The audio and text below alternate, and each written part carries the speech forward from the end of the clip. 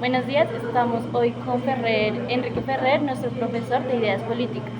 Una de las preguntas que vamos a realizar es la siguiente. Primero, desde su experiencia en la Universidad Pedagógica y la Nacional, ¿cómo vio la participación de las instituciones académicas frente a los movimientos sociales y el conflicto armado?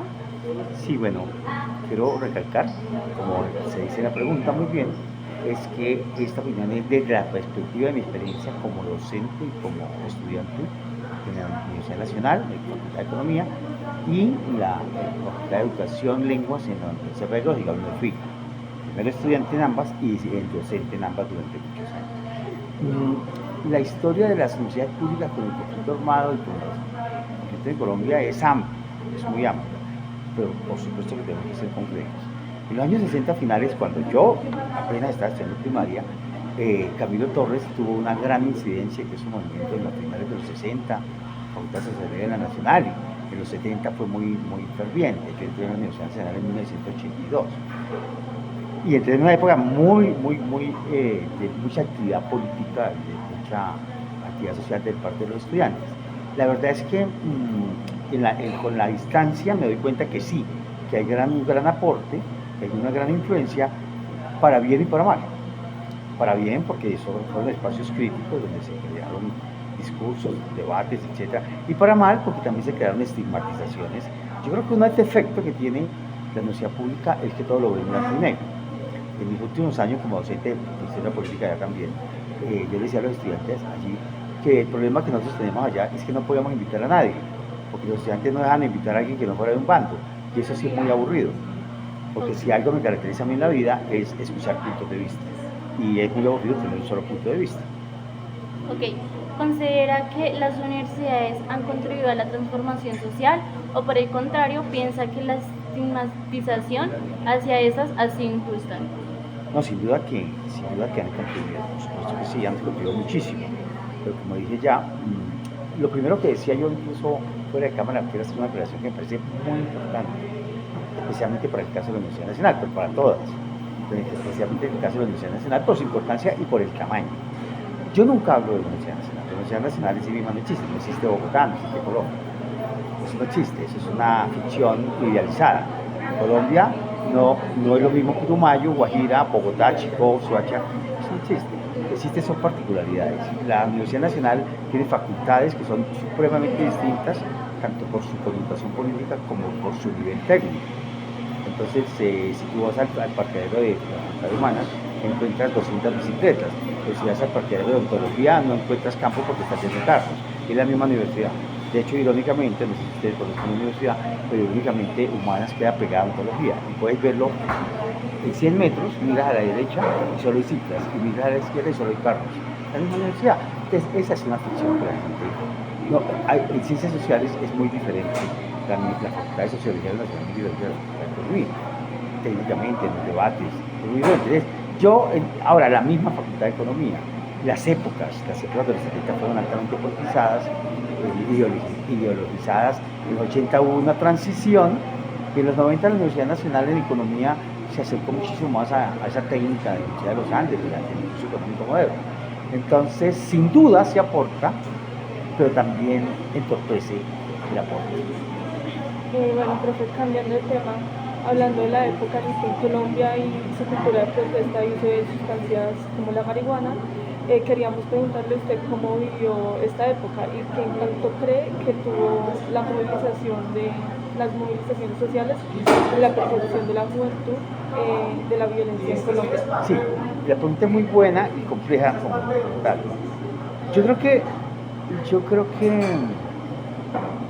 como lo enseñábamos mucho en la clase, es muy difícil enseñarle a una persona del día de hoy la poligresa, porque vivimos un mundo excesivamente egoísta e individualista. Eso lo hacemos en clase. O sea, es muy complicado explicarle a alguien, oye, entender nosotros cómo es el concepto de la poligresa, de una sociedad que está construida de otra manera. Lo mismo pasa con los tiempos. Los 60 finales, repito que yo estaba en primaria, pero los he estudiado y los viví con un padre que era muy culto y que me enseñó muchas cosas y que vivió la universidad en ese momento, y mis profesores inmediatos que estaban viviendo eso. Hay que entender que era una época de ruptura, entonces fumar marihuana en los 60 era una cosa, fumar marihuana en los 70 era otra cosa. Por ejemplo, en los 60 y los 70 los jóvenes estaban haciendo cosas que hoy los jóvenes no necesitan. Por ejemplo, en los 60 y los 70 los jóvenes estaban descubriendo que necesitaban libertad sexual. Hoy en día eso nadie lo discute. En esa época había que reclamarlo, ahora no.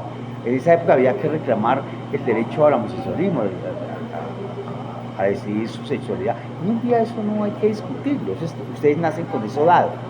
En esa época usted estaba con las discusiones religiosas, hoy en día usted no está en eso, usted nace con eso dado.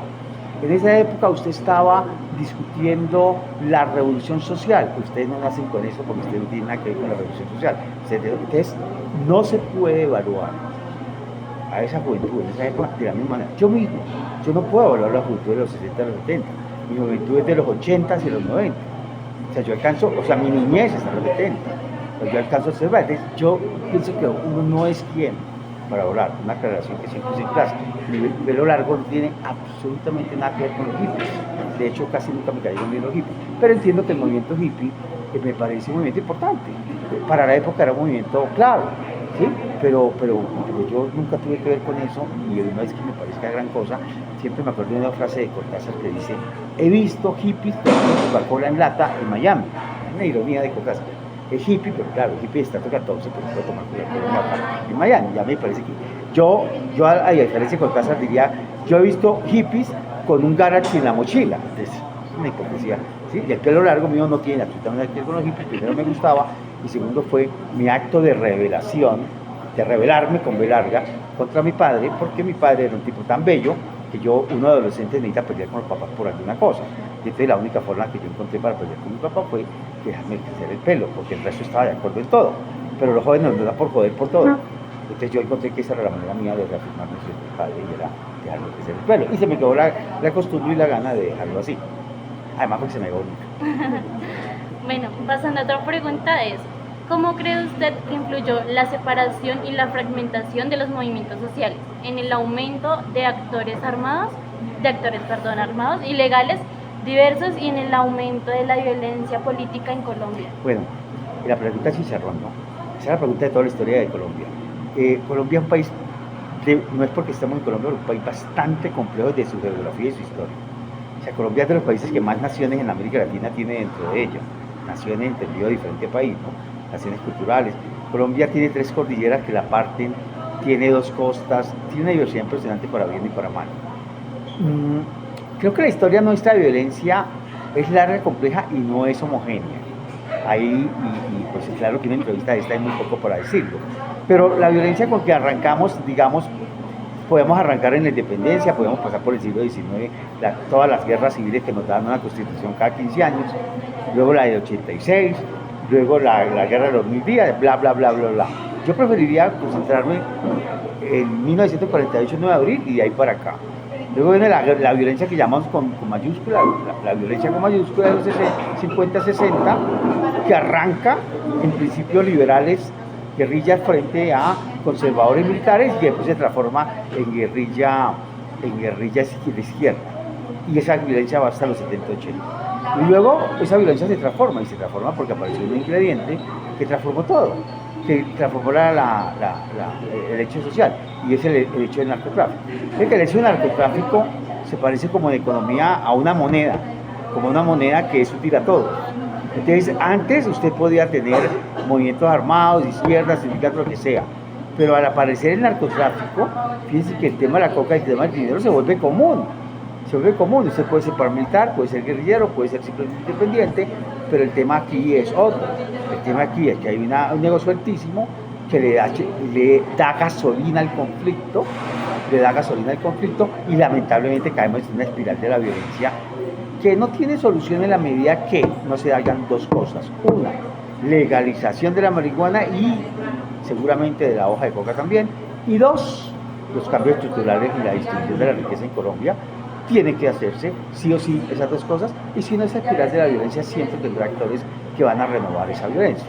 Yo en eso soy muy pesimista. Si hubiera tiempo habría que ampliar a otras cosas, como por ejemplo que el uso de la tecnología hoy en día da muchas ventajas, ayuda a muchas cosas, pero también crea ilusiones banales en los jóvenes se vuelven muy perezosos, muy facilistas, porque vía tecnología no es sino poner un dedo, tal vez sacrificio en esas cosas, pero pues si yo les digo eso, eso suena como a regaño de persona mayor, pero es cierto, porque ustedes ven a Marx, ustedes ven teoría del valor trabajo, y eso hoy en día no funciona, hoy en día es mejor ser youtuber.